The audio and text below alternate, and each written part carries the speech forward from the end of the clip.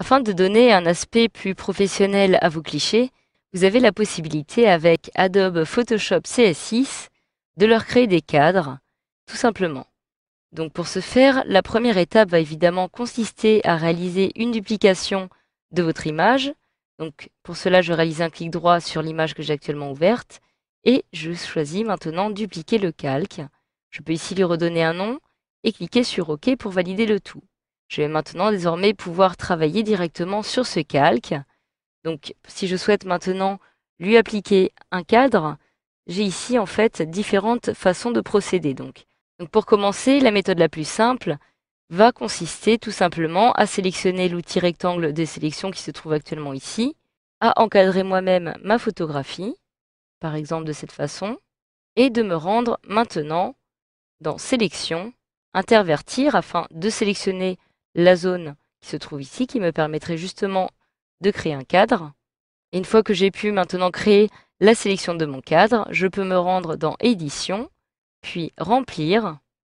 Je peux choisir ici de remplir cette sélection avec du contenu, donc soit la couleur de premier plan qui est actuellement en noir, couleur d'arrière-plan qui est actuellement blanche, choisir une autre couleur en cliquant ici par exemple et en choisissant une autre couleur parmi celles qui me sont proposées, ou alors directement une couleur noire, 50% gris ou blanc.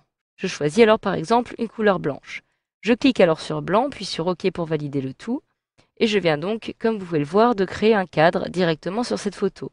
Alors le problème de cette méthode est qu'elle n'est pas très précise. En effet, comme vous pouvez le voir ici, le côté est un peu plus étroit que le côté qui apparaît en haut ou encore celui qui apparaît à gauche. Je vais donc annuler cette action en me rendant dans Édition puis Annuler, Remplir. Voilà. Je désélectionne la sélection actuelle à l'aide du raccourci clavier CTRL-D. Je vais maintenant vous montrer une autre manière de faire bien plus précise. Je me rends alors à nouveau dans Édition, après avoir fait attention à bien me trouver sur la copie de mon calque. Je clique sur Édition, puis juste en dessous de Remplir, vous trouvez ici Contour, qui va vous permettre de créer un encadré directement sur votre photo. Je retrouve ici l'épaisseur que je souhaite attribuer à mon image, donc actuellement celle-ci est définie à 50 pixels, mais je peux choisir par exemple une épaisseur inférieure à 40 pixels. Je peux ici choisir la couleur. Je clique à nouveau dessus et je sélectionne une fois de plus une couleur blanche sur ma palette. Je clique sur OK. Automatiquement, j'ai un petit cadre qui apparaît ici.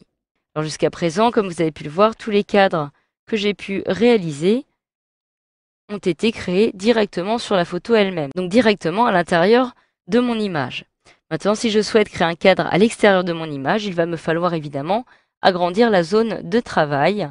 Donc, je vais dans un premier temps annuler les contours que je viens de créer et je me rends maintenant dans le menu Images, Taille de la zone de travail, afin de l'agrandir et de créer un cadre en dehors. Comme vous pouvez le voir, j'ai ici deux petites rubriques. La première me rapporte ici la taille actuelle de mon image avec la largeur et la hauteur. Et en dessous, je vais retrouver ici la nouvelle taille que je souhaite justement lui attribuer.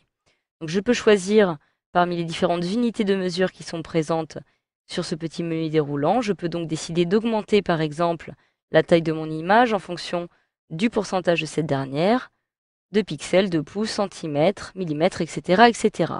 Je choisis alors par exemple les pourcentages afin d'augmenter la largeur et la hauteur de 10% de chaque côté. Donc je clique sur 10%, je clique maintenant sur OK après avoir veillé à ce que la position d'augmentation de mon image soit bien située au centre, bel et bien le cas puisque je retrouve le petit point au centre. Je clique alors sur OK pour valider le tout et j'ai ici un cadre qui vient donc d'apparaître de façon proportionnelle aux alentours de mon image. En effet, je le retrouve directement ici.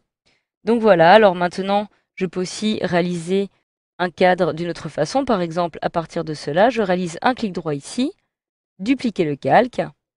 Je clique sur OK. Une fois que j'ai cette copie du calque qui apparaît ici, je vais réaliser un zoom avant, dans un premier temps, afin de sélectionner de façon précise le bord de ce cadre. Voilà, et une fois que cela est fait, je vais maintenant effacer l'image qui se trouve ici. J'appuie donc sur Supprimer. Et je viens donc d'effacer maintenant le contenu de cette image. Si je masque les deux autres, je retrouve seulement la partie qui apparaît ici. Je me rends maintenant en sélection, intervertir, et je vais pouvoir remplir maintenant cet encadré d'une couleur noire par exemple. Je clique alors sur OK pour valider.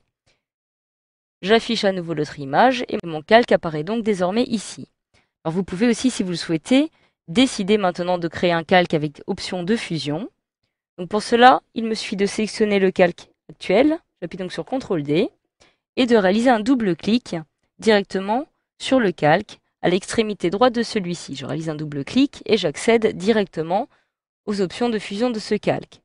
Alors vous avez ici différents paramètres qui vont pouvoir vous intéresser, comme les options de biseautage et d'estampage. Donc si je clique dessus, pour activer ces différentes options, je vais pouvoir accéder à différents contours qui vont m'être proposés et qui vont me permettre, par exemple, d'appliquer un contour ou encore une texture à mon image. Donc je peux ici choisir la partie de mon cadre que je souhaite modifier, donc le biseau externe, interne, estampage, etc., etc.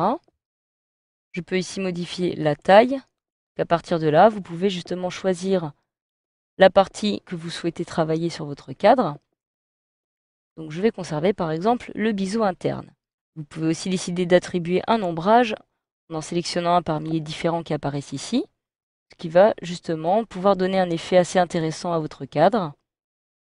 Je vais conserver alors par exemple celui-ci. Donc, je peux aussi me rendre dans la texture et en cliquant ici, je vais retrouver différents motifs qui apparaissent. Donc, il s'agit des motifs qui sont présents dans votre logiciel Photoshop. Donc, une fois que vous avez trouvé le calque de votre choix, vous pouvez alors cliquer sur OK pour valider le tout.